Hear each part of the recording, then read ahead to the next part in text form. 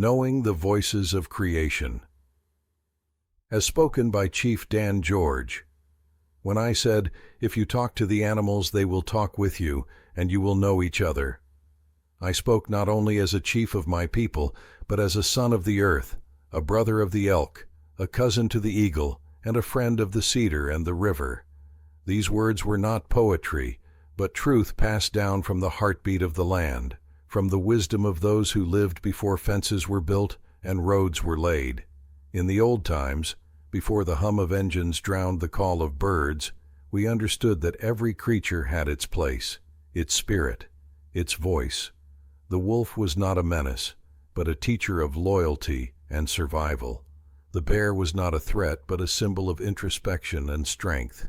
The salmon taught us perseverance, the raven taught us mystery, and even the smallest ant was a master of cooperation.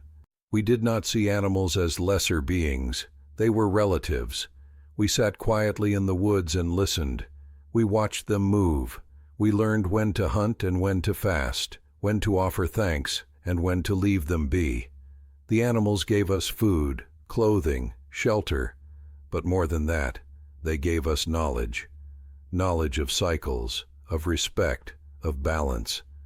But I saw that world changing. As the iron horse came and the forests were cut and the cities grew like weeds, I saw the silence grow between man and animal.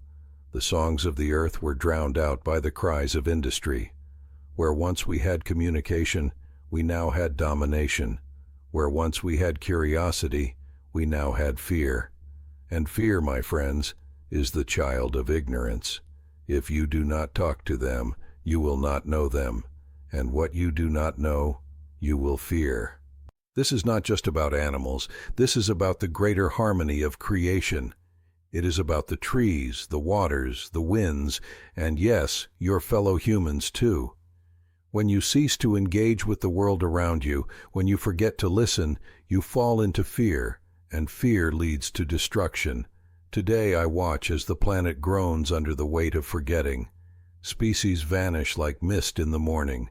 The forests cry out, the oceans churn with waste, the animals still try to speak, but few are listening. The great silence has returned, not the peaceful silence of a calm dawn, but the aching silence of separation. Yet all is not lost. There are still those who remember, children who feel awe when they see a butterfly land on their finger, elders who sit under trees and speak to the wind. Scientists who, through microscopes and satellite eyes, are beginning to see what we saw with our hearts. Indigenous voices rising again, reminding the world that progress without reverence is a lonely path. So, I give you this counsel, for today, and for the world you will leave to your grandchildren. 1. Speak with humility. When you walk in the woods, do not stomp. Do not assume you are alone. The trees have ears, the stones have memories, the animals know you are there.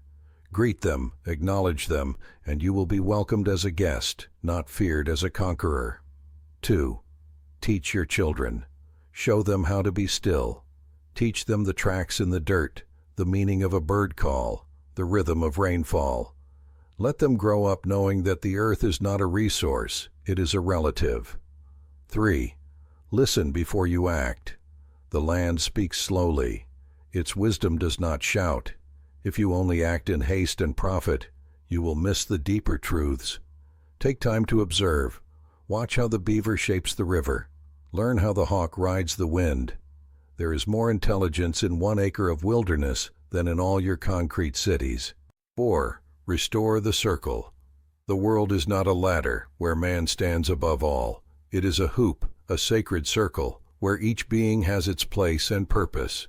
Only by honoring that circle can we heal the rift that has grown between humanity and the rest of creation. 5. Replace fear with respect. You fear what you do not know, so seek to know. Study the creatures you label dangerous. Learn their ways, and you will see their wisdom.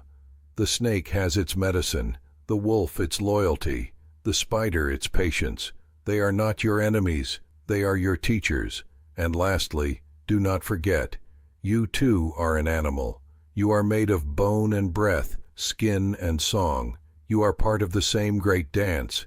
You do not walk above creation, you walk within it.